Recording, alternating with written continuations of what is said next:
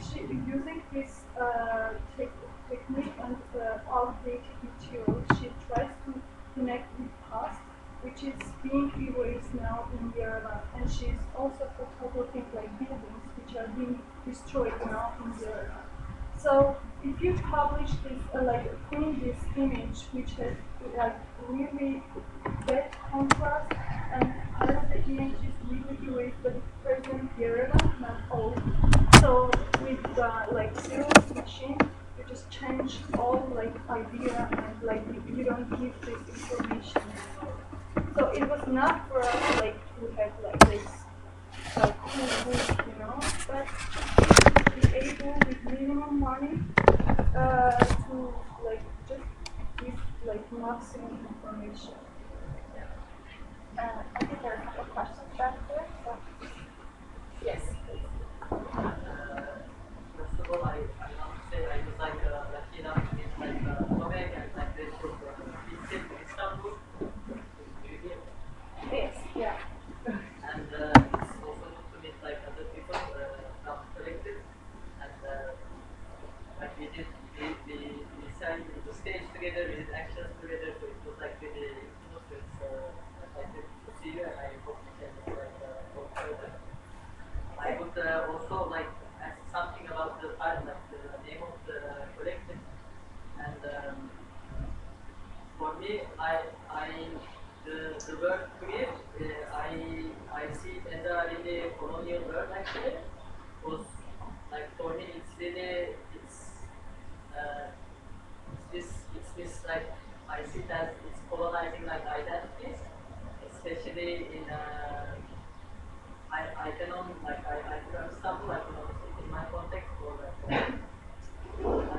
this I see it as this sort of Western prepare all identity, this thing to be looking up to this thing that everybody should reach to and for me this is I see this getting exported and this being the cool thing and the move also this queer movement to go with it. So I was wondering why we chose this word and if there was any criticism within Yerevan for this we use this word and also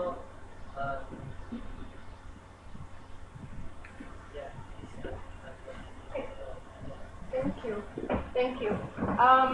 Like I said in the very beginning, we sort of took this term and translated or interpreted in our own way.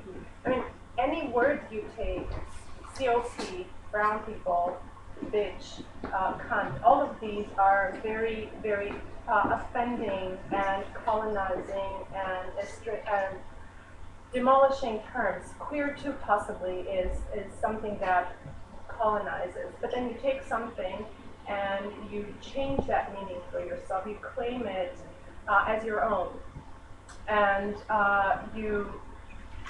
translation is also political, right? So the way that you perceive it and the way that you put that into use is sort of, that's what we're doing. So I don't really think that the way that we were using queer and then strange within the Armenian or the Yerevan context is that, if that makes sense. But point taken. Yes?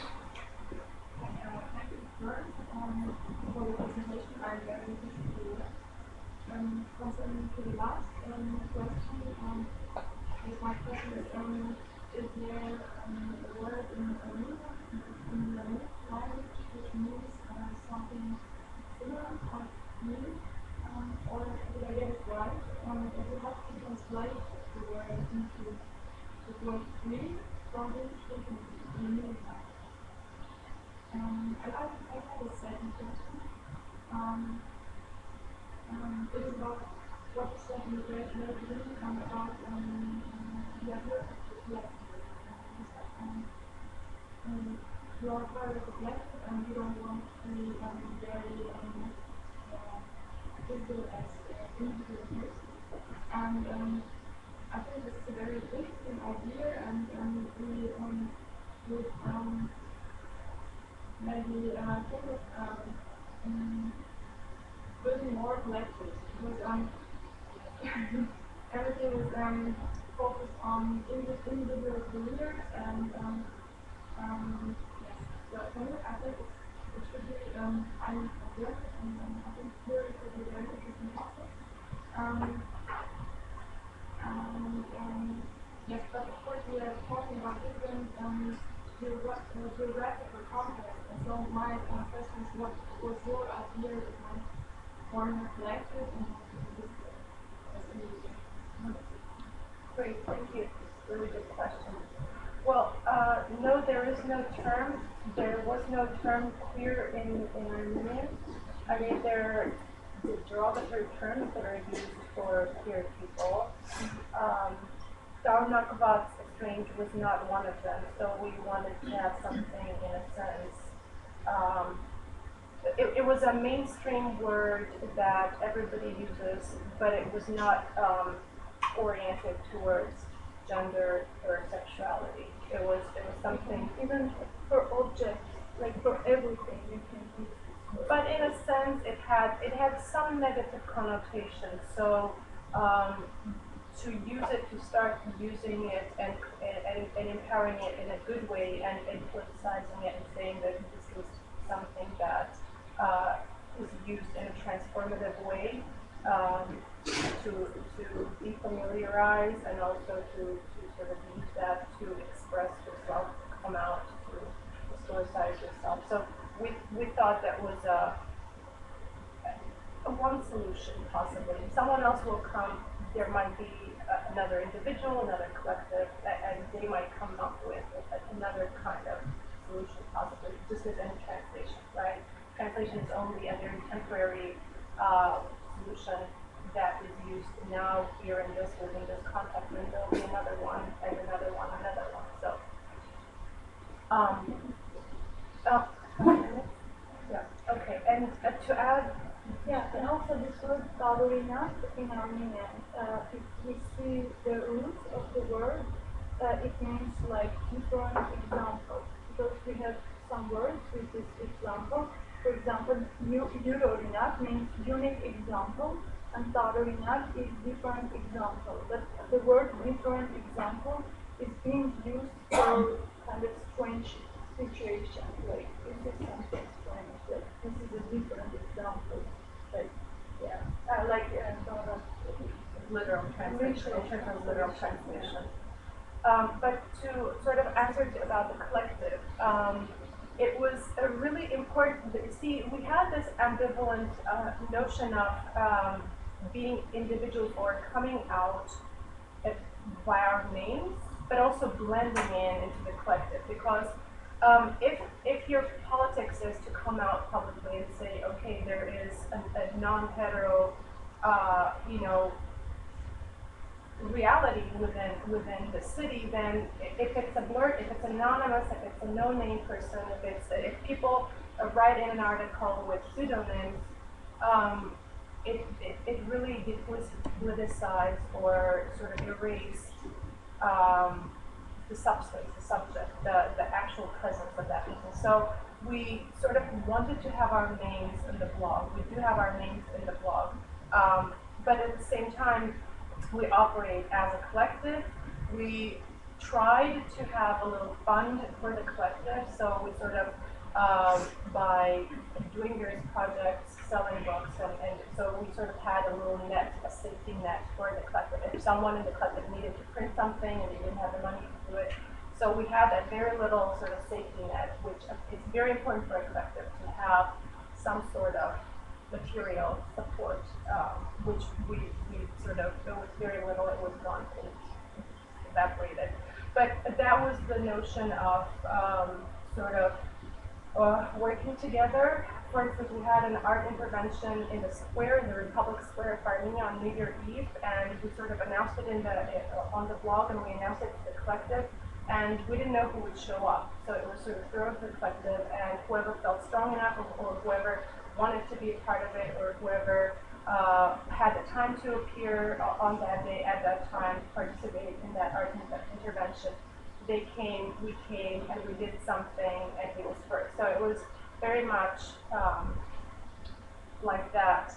And we didn't want to be an NGO. We clearly from the very get-go said we do not want to be an NGO. There are too many NGOs in Yerevan, and they're too famous for being funded and not really using the funds in the proper manner. There are too many NGOs that are famous for being corrupt, and so et cetera, et cetera, et cetera. I mean, we were so clear about that. We did not want to be a registered organization. Number one, we really didn't want to be tracked by the government. We didn't really want to pay taxes to the government. To be an NGO, we have to pay taxes to the government. We really did not want to contribute to any of that. So that was the only sort of way to do it was through credit. I think we're running out of time, so if anyone has a question, the time to pose it would be now. Or if not, I have a question.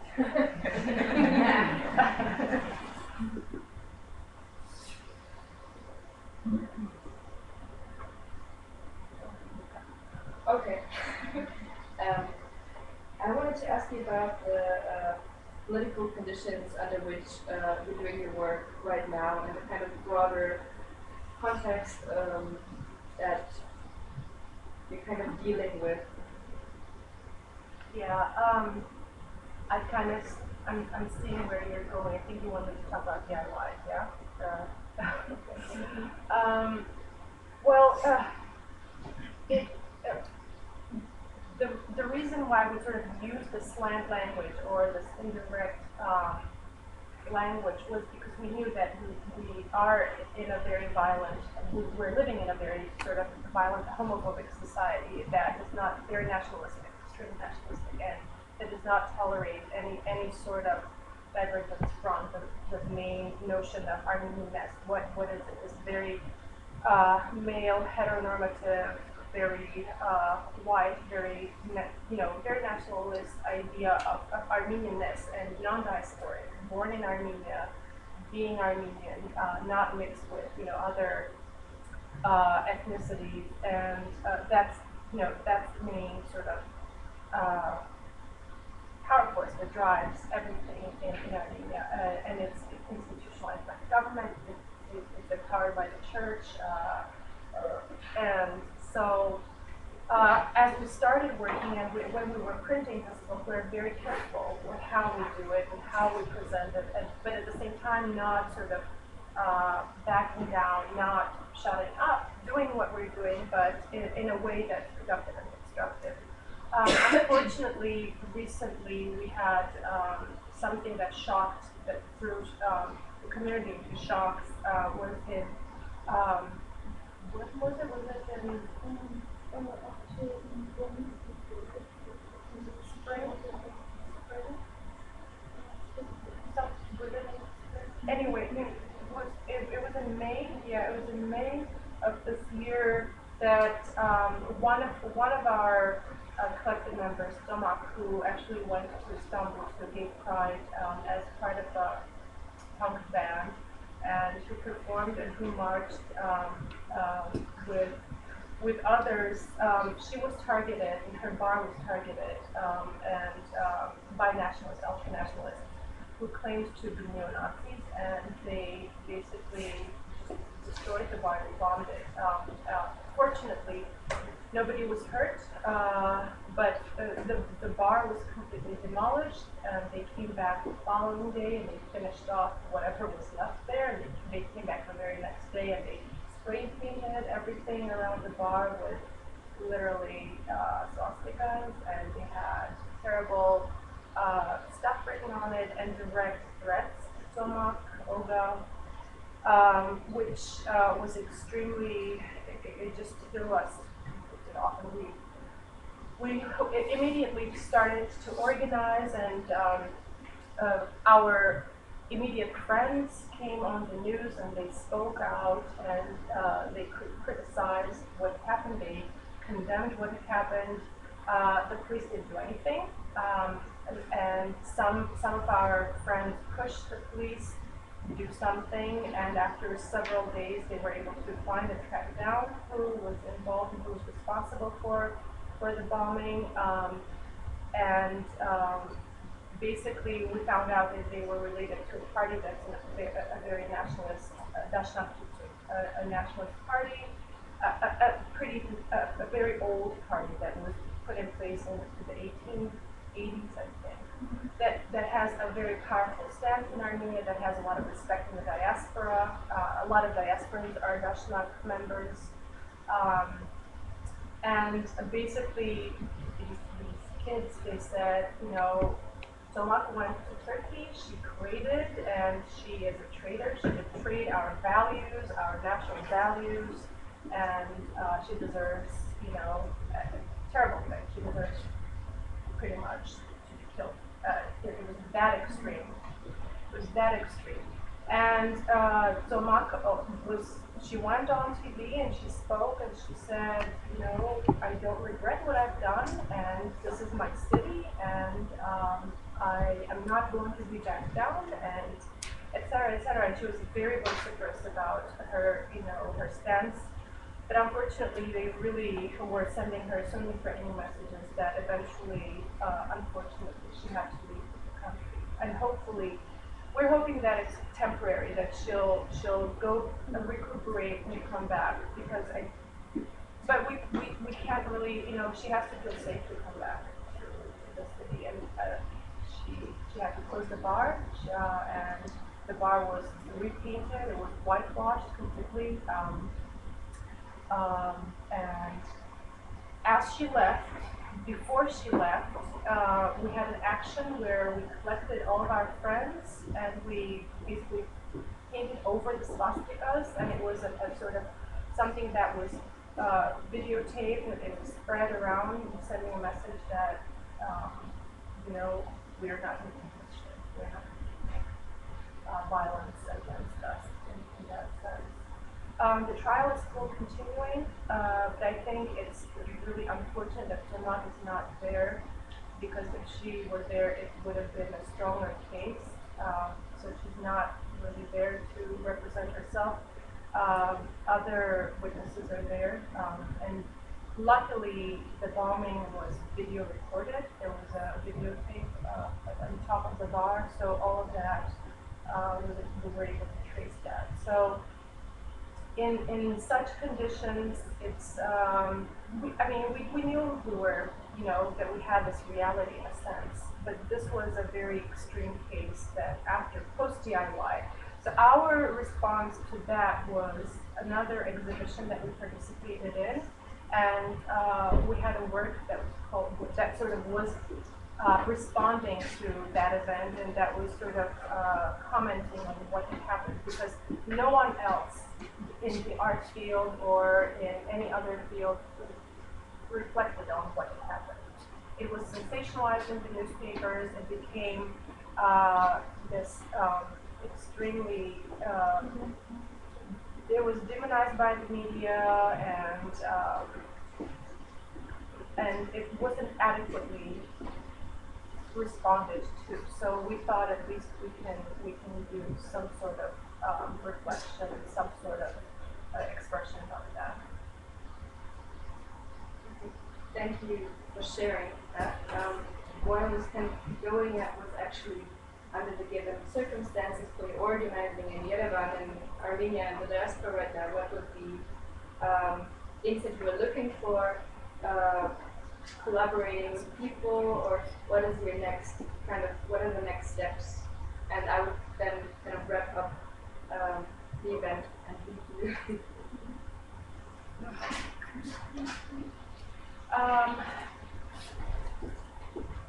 So in the near future, we will be collaborating with someone from Georgia who lives in Vienna, and so we're trying to pick up what has been, in a sense, shattered, and try to sort of move on. And we really do hope that we'll be able to continue working with Solmaka and people who were, in a sense, involved with the bar, who would really like to bring it back in a sense. We are collaborating with some artists from abroad. We will be doing a book presentation in Vienna next month, and we do want to possibly think about projecting and taking something and sort of borrowing some ideas from this conference and possibly thinking of organizing something like this. So, like after DIY, we started this migration was our like topic. So the small pieces we did like recently, it's kind of the beginning. So now mostly we concentrate on migration. This is like the main topic for future thinking. Which was what we did for Jung Biennale, and I think we'll continue thinking in that direction. But I am also thinking about possibly taking something from this conference and possibly doing something that we get on. So we'll have to chew on this. It has to ferment, etc., etc. And we'll see where it takes us. It's too fresh right now. We're still in it, so. Yeah. But thank you so much for being here and for